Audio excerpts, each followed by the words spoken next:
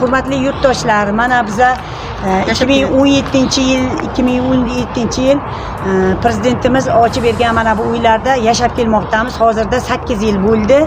Mana hozir 8 yil mobaynida uyimiz Shavkat Mirziyoyev Miromonovich o'zlari ochib bergandilar.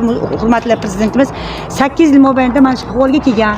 Mana fasad uyimizni fasad qismi, tepadagi tom qismlari mana shu ahvolga kelgan.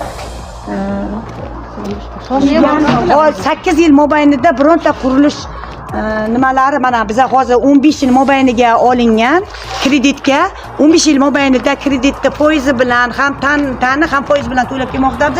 Lekin mana shu bank qishloq qurilish banki bilan mana shu uyimizni qurgan quruvchilar hech qaysi bir kelib mana bu murojaatimizni ham tinglagani yo'q. Mana 15 yil mobaynida to'lab kelmoqda biz, lekin qanaqa ahvolga kelganini ko'rishmaydi. Ikkinchi domni arqa tomonlari mana ko'rib o'tiribsizlar o'zlaringiz. Mana asta mana nimalar tushib ketibdi. Keta-ketish yo'llar mana shu ahvolda. Keyin mana bu birinchi domimizni mana birinchi domimiz tom qismi mana tom qismi уже ochilib nima qilingan, shifrlar ko'tarilgan. Uni biza lekin to'liyor biza foizi bilan, tani bilan. Lekin mana bu ahvolda talabga javob bermaydi. Uyimizni ikki etajli qilib qurilgan uyimiz, lekin plita yopish kerak. Bu ko'p qavatli uylarda plita yopish kerak. Lekin plita yopilmaganda xuddi uchastkalarda bo'lar yopilib ketilgan. Kerak bo'lar yopilib ketilgan. Lekin biza o'sha kerak bo'lar yopilsa ham plita hisobiga biza to'lab kelmoqda biza. Mana sizga video qilaylik.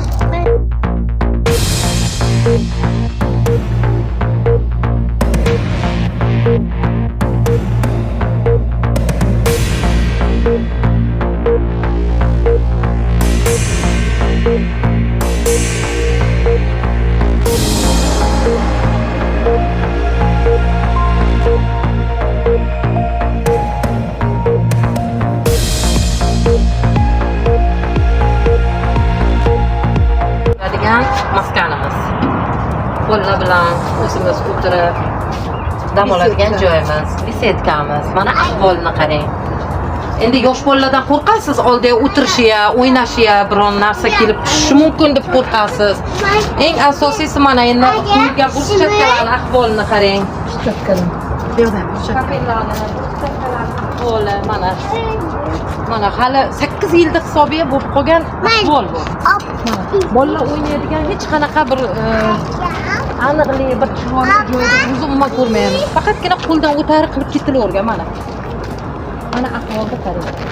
Nima bu? Hech kim bolasini o'ynatmaydi, qo'rqadi. Haqiqatan ham bolasini boshiga tushishi mumkin, bir kasofat bo'lishi mumkin deb qo'rqadi.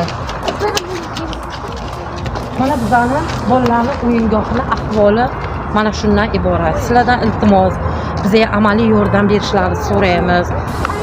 Prezidentimiz faqat bizani yaxshi yashashimiz uchun chiroyli imkoniyat berib, shunday bir arzonlashtirilgan uylarni bizga berishdi. Atrofiga mana daraxtlar ekdik, chiroyli bo'lsin deb. O'zimiz qo'limizdan kelgancha ancha harakat qildik, lekin atrofiga xohlaganday uy qurish, xohlaganday binolarni qurib qilishyapti oldi. Lekin yong'in xavfsizligiga umuman to'g'ri kelmaydigan inshootlarni qurib olishgan. Mana o'zlaring ko'ringlar.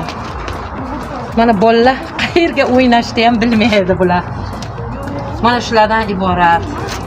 Iltimos, bizga faqatgina bizni eshitadigan, bizni tinglaydigan insonlar bizani eshitishni xohlaymiz, faqatgina bilishini, mana shunday narsani ko'rishini.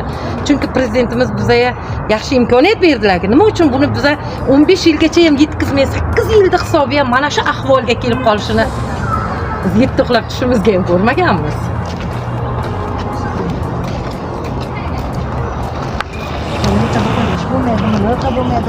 bo'lmaydimi? Ne, mashina yurishga boyi. Yo, odam o'zimiz ham aholini, bolalarimiz bor, yosh bolalar bor, o'zimiz bor, shunday yurishga, bo'tqa umuman yurishga. Qish mavsumida bo'lgani bilan ham o'sha sementni ham hech qanday anasi yo'q. Biz oyma-oy kelib kelamiz aka. Kreditlar. oy kredit to'lovini to'lab kelyapmiz. Mana shu ahvol uchun to'lab kelyapmiz. Endi qarang, mana bu atrofda domimizda yuzasiga qarasa ham 15 yil mobaynidagi hali bu 7 yil 8 yil bo'ladigan inshoot 8-yilda, hozir 8-yildagi inshoot. Bu ahvollarimiz ham juda ham to'kilib qoldi. Mana shu to'kilayotgan holatdagi anonga ham biza oyma-oy vaqti hamma berilib kelyapti. Iloji boricha bu yerdagilar ko'pi baribir ishsizlik, Kameraga qarab gapiradi. Ko'pimiz ishsizlik, Shunday. yana boquvchisini yo'qotgan oilalar bor, kam ta'minlangan oilalar bor. Mana shuning uchun ham Yolg'iz onalar. Yolg'iz onalar bor. Mana shu holatda ham lekin oymoy beramiz. Haqiqatdan ham 2017-yilda prezidentimiz ochib berganlar mana shu uylarni. Mana 8 yilda davomiya hozir asfaltlarni ahvoli shunday bo'lsa, to'g'rimi bo'lmasa pa? Mana 8 yildan beri masalan chet elga chiqib pul ishlab kelsa ham yo boshqa narsa qilganimizga ham kelsak hech qanaqa o'zgarish ko'rmaganmiz. Yo o'zgarish ko'rgansizmi? Bironta firma kelib yo qurilish firmalari ham mana shu domni qurgan, uylarni qurgan quruvchilarga murojaat qilgan vaqtimizga ham bo'ladi, hammasini qilib beramiz deyishgan, lekin amalda hech narsa bo'lmagan, amalda ko'rmaganmiz. Mana oymoy o'zimizni undan tashqari, kreditdan tashqari oymoy mana bu kanalizimizda ham o'zimiz yo'q, mashina chaqiramiz, hokimiyatga chiqqan vaqtlarimiz ham bo'ldi. Boshqa yuqori tashkilotlarga chiqqan vaqtimiz ham bo'ldi. Lekin bironta murojaatimiz e'tiborsiz qolib kelyapti. Endi qayergadir borib murojaat qilishimiz uchun yechimini topishimiz kerak, ko'paylashimiz kerak. Ko'p oilalarimiz baribir Mana shag'allanib ahvoli.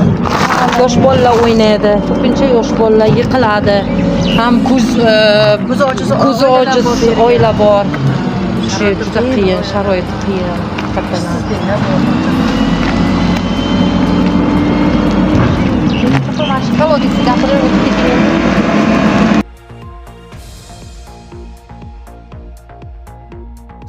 Har kim mana shu ahvol.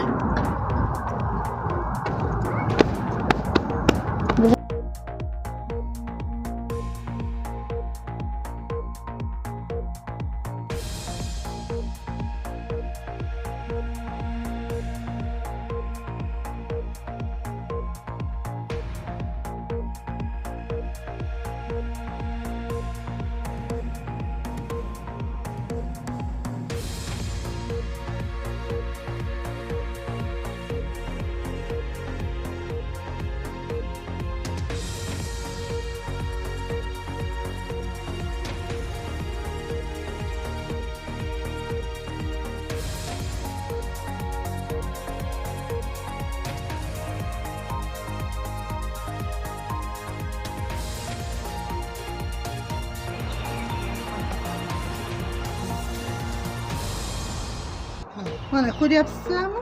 Mehri, Yur bola. mehri.